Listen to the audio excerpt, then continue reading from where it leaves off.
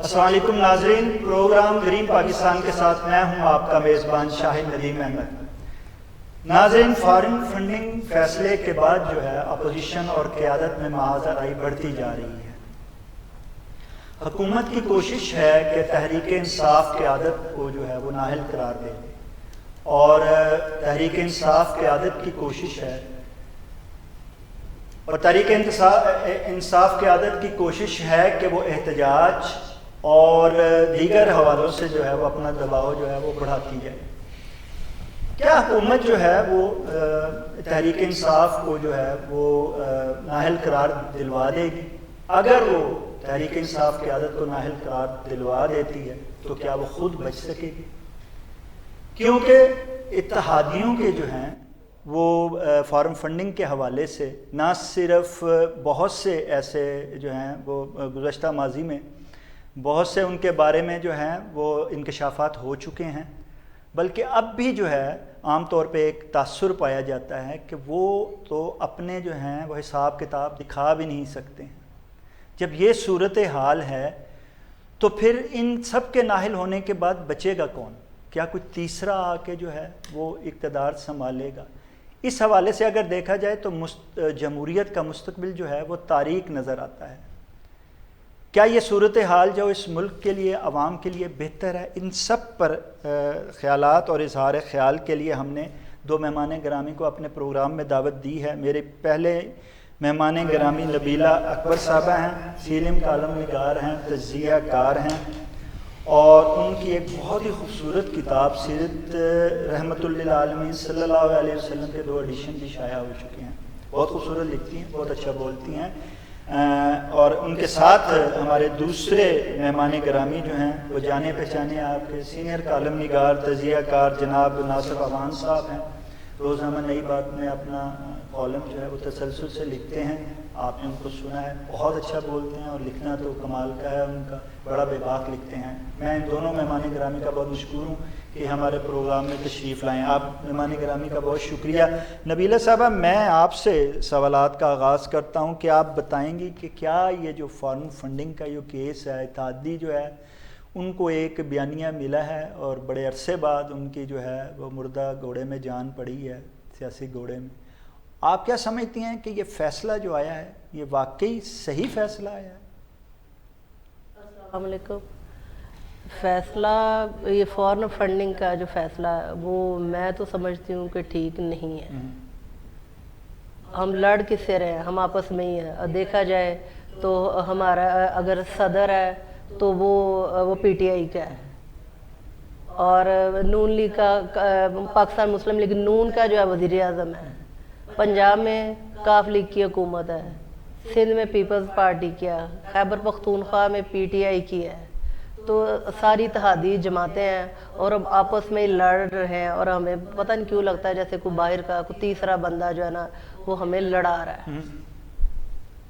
اچھا نصب، جیسا کہ انہوں نے کہا ہے کہ یہ فارم فنڈنگ کا جو فیصلہ ہے میں نہیں سمجھتی ہوں کہ وہ بالکل ٹھیک ہے، کیونکہ یہ ایک ایسا سیاست میں پہلے ہی جو ہے وہ انتشار ہے، معاذرائی ہے، اور اس موقع پہ 8 سال بعد ایک فیصلے کے پہلی بات تو آ جانا، اور پھر آنا تو اس صورت میں کہ جس میں جو ہے وہ آپ جو پاکستانیوں نے فنڈنگ کی ہے اس کو فارم فنڈنگ ایک جو عام تاثر ہے وہ بتا کے تو اس کو جو ہے جبکہ وہ قیادت ہے اس کو مان بھی نہیں۔ اس انتشار کے جہاں 8 سال تھا کچھ صبر کر لیا جاتا، سیاسی جو ہے وہ استحکام آ جاتا تو پھر بات کی جاتی۔ کیا آپ یہ سمجھتے ہیں کہ واقعی اس سیاسی فیصلے کے بعد کیا عمران خان واقعی بددیانت ہو گئے؟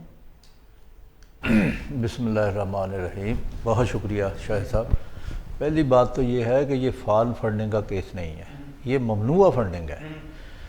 2 نام دے دیے گئے ہیں جی۔ ہاں دیکھیں نا، فنڈنگ تو باہر سے ہی آئی ہے تو اس کو فارن فنڈنگ کہیں گے، اور اگر وہ ممنوعہ اس کو کہہ دیں اب وہ نام بدلے گئے ہیں تو اس میں لازمی بات ہے قانونی کوئی حیثیت لازمی۔ ہاں، قانونی طور پہ جو ہے نا یہ مختلف ہیں دونوں، فارن اور ممنوعہ جو ہے وہ بہرحال وہ تو ماہرین ہی بتا سکتے ہیں نا زیادہ۔ ہم تو یہ کہہ سکتے ہیں کہ یہ جو کیس ہے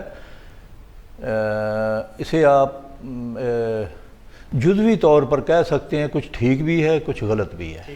ایسا نہیں ہے کہ فنڈنگ نہیں ہوئی، یہ تو طے ہے نا کہ فنڈنگ ہوئی ہے۔ اب جب ہم دیکھتے ہیں کہ باہر سے یہ فنڈنگ ہوئی ہے، باہر کے لوگوں نے دی ہے، تو یہاں آ کر وہ کہتے ہیں کہ جی یہ ممنوعہ فنڈنگ ہے، ٹھیک ہے، لیکن سوال یہ ہے کہ فنڈنگ فارن ہو یا ممنوعہ ہو، دیکھنا یہ ہے کہ وہ پاکستان کی سالمیت کے خلاف استعمال ہوئی ہے، پاکستان کے مستقبل کے حوالے سے، اسے کوئی نقصان پہنچانے کے حوالے سے یہ فنڈنگ ہوئی ہے، ٹیررزم کے لیے ہوئی ہے، ایسا کچھ نہیں ہے، ٹھیک ہے۔ فنڈنگ باہر کے ملکوں میں عمران خان کو تو دنیا چاہتی ہے، تو جب یہ دیکھیں آپ اس کا جو ہسپتال ہے شوکت خانم ہے، شوکت خانم کے لیے فنڈنگ اگر اس کا بھی آپ آڈٹ کریں گے تو آپ کو پتہ چلے گا کہ پتہ نہیں کون کون یہاں فنڈنگ کرتا رہے، تو آپ پھر اس کو بھی دیکھیں گے کہ جی یہ بھی غلط ہوئی ہے۔ اس کا مطلب یہ ہے، یعنی وہ فنڈنگ اگر آپ چیک کریں تو اس میں بھی تو وہ مبالغ جن کا یہ نام لے رہے ہیں وہیں سے ہوئی ہے۔ اچھا 8 سال یہ مقدمہ رہا، اس پہ تحقیق و تفتیش ہوتی رہی، اس کے بعد یہی جو بات آپ نے کی ہے اس پہ کچھ تحقیق نہیں کی گئی اکاؤنٹوں پہ، اور یہی وہ کہہ رہے ہیں تحریک انصاف کے آدھے رہنما جتنے بھی ہیں وہ ٹی وی پہ آ کے ہمارے اسکرین پہ یہی بات کر رہے ہیں کہ انہوں نے اس میں وہ دیکھا ہی نہیں کہ جہاں 100 روپیہ 50 پاؤنڈ اور ڈالر یہ آئے ہیں، کچھ کمپنیوں سے آئے ہیں، وہ ساری جو آئی ہے وہ فنڈ وہ پاکستان میں آیا، یہاں سے گیا نہیں ہے، پاکستان میں آیا اور وہ پارٹی پہ خرچ ہوا ہے۔ اچھا وہ جو پارٹی پہ خرچ ہوا ہے تو یہ کہتے ہیں کہ جی اتحادی قیادت کہ یہ ہوا ہے، لیکن اس کے پیچھے ایجنڈا تھا۔ وہ ایجنڈا کیا تھا؟ انتشار کا ایجنڈا تھا۔ اگر وہ انتشار کا ایجنڈا تھا، اگر وہ انتشار کا، تو جو ان کو فنڈنگ ہوتی ہے کیا اس میں انتشار نہیں؟ ہم تو فارن فنڈنگ کی بات ہوتی ہے، ہمارا تو ملک فارن فنڈنگ پہ چل رہا ہے، ہم تو فارن فنڈنگ کے بغیر جو آپ دیکھ لیں ہمارا ڈالر کا وہی آئی ایم ایف کیا ہے، مجھے بتائیں آئی ایم ایف کیا ہے؟ آئی ایم میں جو شیئر ہیں سب سے زیادہ وہ جسے یہ گالی دیتے ہیں کہ یہودی ہے، یہ ہے، وہ ہے، فلاں ہے، تو یہودیوں کے ہیں، یا یہ کہہ لیں کہ وہ کم از کم پاکستان کی وہ بہتری نہیں، خوشحالی نہیں چاہتے، جتنے بھی اس کے پیچھے لوگ ہیں تو وہ فنڈ دیتے ہیں آئی ایم ایف۔ آپ میں ذرا تھوڑی سی بات کر لوں کہ آئی ایم ایف جب ہمیں دیتا ہے قرضہ دیتا ہے، جسے ہم نے قرضے کا نام لیا ہے، وہ قرضہ دیتا ہے اپنی شرائط پر، اور شرائط اس کی شرائط مانتے مانتے اس پہ عمل درآمد کرتے ہوئے آج ہم اس حالت کو پہنچے ہیں کہ نہ ہماری معیشت سنبھل رہی ہے، نہ ہماری سماجیت ٹھیک ہو رہی ہے، نہ ہماری سیاست میں استحکام آ رہا ہے۔ یہ یعنی اس کے پیچھے بھی آئی ایم ایف جو ہے وہ پاکستان کے لوگوں کی خوشحالی بہتری کے لیے نہیں فنڈ دیتا۔ مجھے آپ بتائیں اس نے آج تک کوئی صنعت کاری کے لیے کوئی دیا ہے فنڈ؟ وہ کرنے نہیں دیتا۔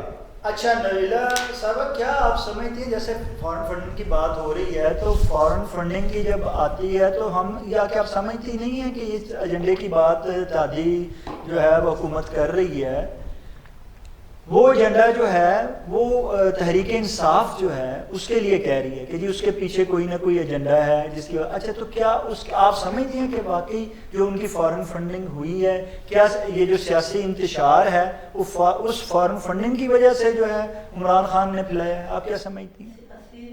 انتشار جو ہے وہ تو جو ہے نا وہ اقتدار حاصل کرنے کے لیے ہے، دونوں طرف سے، دونوں طرف سے ہی، ہر طرف سے ہی، ساری سیاسی پارٹیوں کا یہی ایجنڈا ہے۔ لیکن اگر دیکھا جائے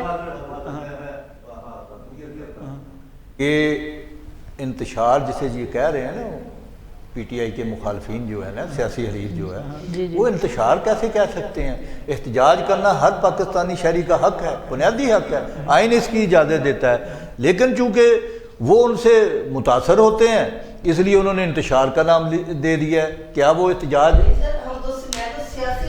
بلکہ ساری پارٹیاں سیاسی انتشار پھیلا، اگر فار فنڈنگ کی کہا جائے تو وہ ہمارے ہی اوورسیز پاکستانی ہیں، وہ پاکستانی ہی ہیں جو اب اپنی محنت کا پیسہ پاکستان بھیجتے ہیں، اور اگر انہوں نے پارٹی کو دیا بھی ہے تو وہ کیا دے سکتے ہیں؟